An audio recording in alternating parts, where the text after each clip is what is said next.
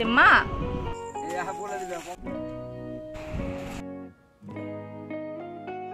নমস্কার, কেমন আছেন সবাই? পিয়ালি লাইফস্টাইলের আরো একটি ব্লগে স্বাগত জানাই। আজ 25শে বৈশাখ, কবিগুরু রবীন্দ্রনাথ ঠাকুরের জন্মতিথি। তো সেই উপলক্ষে আজকে আমাদের অফিস ছুটি রয়েছে। যেহেতু অফিস ছুটি রয়েছে তাই আজকের দিনটা একটু অন্যরকম ভাবেই আমরা কাটাবো। আজকে সকাল থেকে ঘুম থেকে উঠেই যে কাজ ছিল, বাসি কাজ, সেগুলো সেরে নিয়ে সোজা চলে এসেছি রান্নাঘরে রান্না করার জন্য। আর এদিকে প্রথমে ভাতটা করে নিয়েছি, আর এদিকে দুধটাও গরম করে নিলাম, কারণ ঘড়িতে ওই 10:30 11টা মতো বেজেই গেছে, চিনি দুধ খাওয়ার টাইম হয়ে গেছে। যার জন্য তাড়াতাড়ি করে দুধটা নিয়ে এসে গরম করে নিয়েছি, আরও ঠান্ডা করতে দিয়েছি ওকে খাওয়াবো বলে। আর এদিকে যেহেতু ভাতটা হয়েই গেছে, আর ওর পাপা আজকে মাংস নিয়ে এসেছে, মানে চিকেন নিয়ে এসেছে, আজকে চিকেন হবে। তো ওই চিকেনটাকে ম্যারিনেট করে একটু রেখে দিয়েছি ধুয়ে। আর এদিকে আলুগুলোকে ভেজে নিলাম, আর এদিকে পটলটাকেও ভাজতে বসিয়ে দিয়েছি। আজকে ভাবছি যে তাড়াতাড়ি করে রান্না বান্নাটা সেরে নেবো, ওই জন্য দুটো কড়া বসিয়ে দিয়েছি।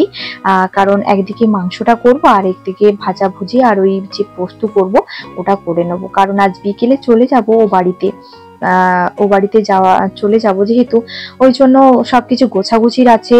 তারপর চিনির যেহেতু বাচ্চাদের জন্য অনেক জিনিস নিয়ে আসতে হয়, অনেক জামা কাপড় রয়েছে, এদিক সেদিক ছড়ানো ছিটানো রয়েছে, তো সেগুলোকেও গোছাতে হবে। তারপর খাওয়া দাওয়া সেরে এখানে সব মোছামুছি অনেক কাজ রয়েছে, তাই তাড়াহুড়ো করছি। রান্নাটা কোনো রকমের সেরে নিতে পারলে তারপরে কাজগুলো আস্তে আস্তে করে নেওয়া যাবে।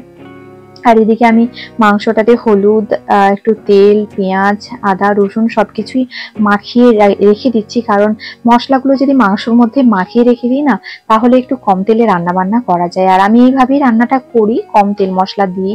মশলাটা হয়তো বেশি দিলেও তেলটা একটু কম দিই, কারণ তেল খেতে ভীষণই ভয় লাগে, কারণ সবার এখন অ্যাসিডিটির প্রবলেম হয় বেশি রিচ মশলা খেলে। যার জন্য একটু কম তেল ঝাল মশলা দিয়ে রান্না করার চেষ্টা করি।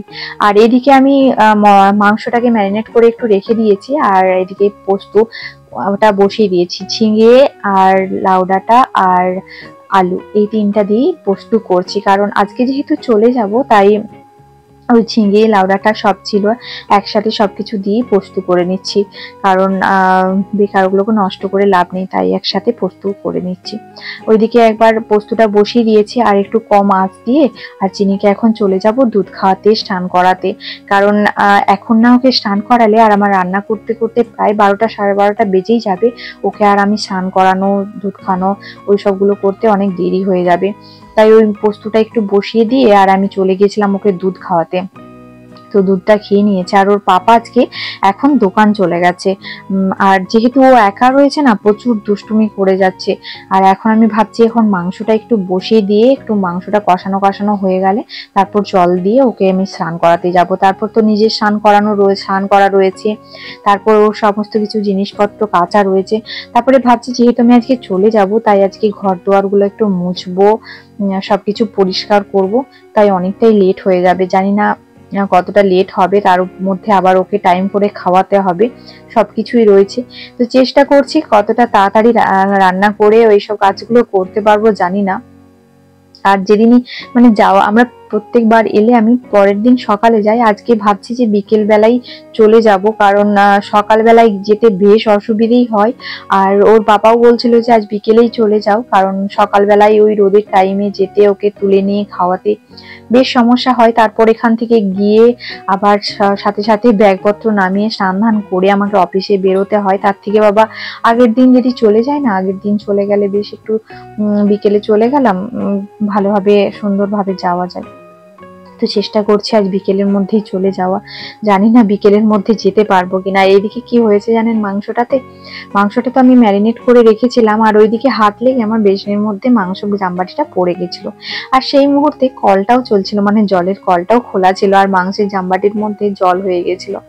অনেকক্ষণ বেকার আমার ম্যারিনেট করে রাখা এই জলের মধ্যে মাংসটা কষতে অনেকটা টাইম লেগে গেছে। আর এদিকে চিনিকে স্নানটাও আমি তারই মাঝে করে নিয়ে চলে এসেছি। আর ওইদিকে দেখেছেন চিনি আমার সাথে চলে এসেছে রান্না করতে। ও না এখন এক একবার আমার কাছে চলে আসে, বলে যে কোলে নাও, আমি মাংসটা রান্না করব, খুন্তি লাড়বে। দেখলেন তো আমার হাতে হাত দিয়ে খুন্তিটা কেমন ভাবে লাড়াচ্ছিল।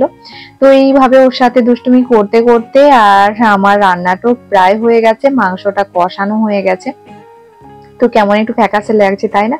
আসলে আমি কোনো গুঁড়ো মশলা মানে লাল ওই লঙ্কার মশলা অ্যাড করিনি, আমি কাঁচা লঙ্কা দিয়েই রান্নাটা করেছি, যার জন্য ঝোলটা এরকম হয়েছে। তো চিনিকে আমি খাইয়ে ঘুম পাড়িয়ে দিয়েছি, তারপর ওর বাবা আসতে আমরা এখন খাওয়া দাওয়া করতে বসে গেছি। আজকের মেনুটা এইরকমই ছিল। তো চিনির অনেক দিন ধরে ইচ্ছে যাচ্ছিল হার পরবে, তাই তো এখন চিনি এই যে হার পরে নিয়েছিস। কে দিয়েছে বাবা তোমাকে হারটা? কে দিয়েছে? মা? হুদাদা? ও ভালো হয়েছে হারটা। পরেই থাকবে তুমি? হ্যাঁ ওটাই ছিল, ওটার ভিতরে ছিল।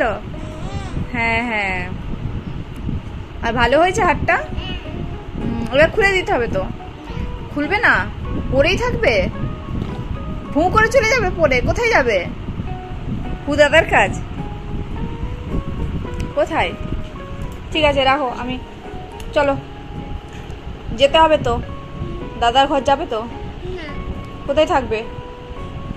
এখানে থাকবে? যাবে তো? চলো। এখন সন্ধ্যে 7:30 মতো বাজে, বুঝতেই পারছেন এই বাড়িতেই রয়েছি। আজকে আর যাওয়া হলো না, কারণ চিনিকে খাওয়াতে এতটাই টাইম লেগে গেল, তারপর পটি করলো, সবকিছু পরিষ্কার করে উঠতে গাড়ির টাইম পেরিয়ে গিয়েছিল, যার জন্য আজকে যাওয়া হলো না।